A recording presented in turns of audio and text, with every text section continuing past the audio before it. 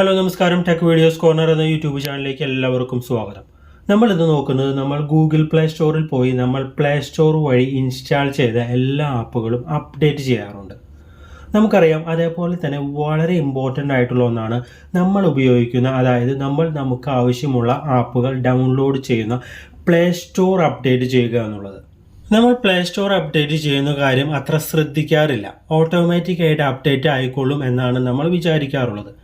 എന്നാൽ play store update ചെയ്യുന്ന വഴി നമുക്ക് നമ്മുടെ ഫോണിനെ കൂടുതൽ സുരക്ഷിതവും വിശ്വസനീയമാക്കാനായിട്ട് സാധിക്കും. അതേപോലെ തന്നെ ഗൂഗിൾ ആപ്സിൽ ഗൂഗിൾ ഓരോ ദിവസവും പുതിയ അപ്ഡേറ്റുകൾ നമുക്ക് ലഭിക്കാറുണ്ട്.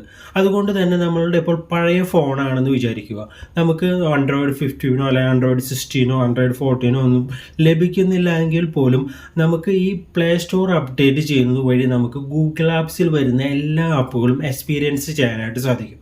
അപ്പോൾ സമയം കളയുന്നില്ല, എങ്ങനെയാണ് നമ്മൾ Google play store system update ചെയ്യുക എന്ന് നമുക്ക് നോക്കാം. നമുക്ക് നമ്മുടെ ഫോണിലേക്ക് വന്നതിന് ശേഷം ഇവിടെ സെറ്റിംഗ്സ് ഓപ്പൺ ചെയ്യാം. ഓപ്പൺ ചെയ്തതിന് ശേഷം കുറച്ച് താഴോട്ട് സ്ക്രോൾ ചെയ്യുമ്പോൾ നമുക്കിവിടെ സെക്യൂരിറ്റി എന്നുള്ളൊരു ഓപ്ഷൻ കാണാം. അവിടെ ജസ്റ്റ് ഒന്ന് ക്ലിക്ക് ചെയ്ത് കഴിഞ്ഞാൽ നമുക്കിവിടെ സെക്യൂരിറ്റി അപ്ഡേറ്റ് ഉണ്ട്. ഏറ്റവും മുകളിൽ അത് സെക്യൂരിറ്റി അപ്ഡേറ്റ് കൊടുത്തു കഴിഞ്ഞാൽ നമുക്കിവിടെ ഏറ്റവും പുതിയതായിട്ട് ലേറ്റസ്റ്റ് ആയിട്ട് വന്നിട്ടുള്ള ആൻഡ്രോയിഡിൻ്റെ എല്ലാ അപ്ഡേറ്റും അതേപോലെ തന്നെ സെക്യൂരിറ്റി അപ്ഡേറ്റ് നമുക്കിവിടെ ചെയ്യാവുന്നതാണ്.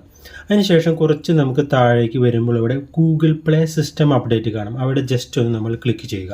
അപ്പോൾ നിങ്ങൾക്ക് ഇവിടെ കാണാനായിട്ട് സാധിക്കും ചെക്കിംഗ് ഫോർ അപ്ഡേറ്റ്. ഞാനിവിടെ ഓൾറെഡി അപ്ഡേറ്റ് ചെയ്ത് കഴിഞ്ഞതുകൊണ്ടാണ് എനിക്കിവിടെ അപ്ഡേറ്റ് കാണിക്കാത്തത്. നിങ്ങൾ ഇതുവരെ അപ്ഡേറ്റ് ചെയ്യാത്തവരാണെങ്കിൽ നമുക്ക് ചെക്ക് ഫോർ അപ്ഡേറ്റ് എന്ന് കൊടുക്കുമ്പോൾ ചിലപ്പോൾ ഒരു 12 MB അല്ലെങ്കിൽ ഒരു 45 MB അല്ലെങ്കിൽ ഒരു 50 MB എന്ന് കാണിക്കും.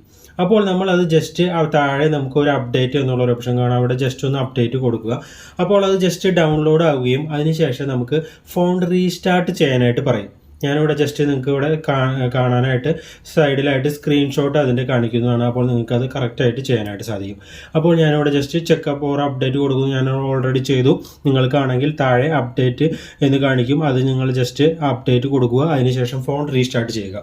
അപ്പോൾ നമ്മളുടെ ഗൂഗിൾ പ്ലേ സ്റ്റോർ അപ്ഡേറ്റ് ആവുകയും നമുക്ക് ഗൂഗിൾ ആപ്സിൽ പുതിയതായി വരുന്ന എല്ലാ അപ്ഡേറ്റുകളും നമുക്ക് ഉപയോഗിക്കാനും എക്സ്പീരിയൻസ് ചെയ്യാനായിട്ട് സാധിക്കും.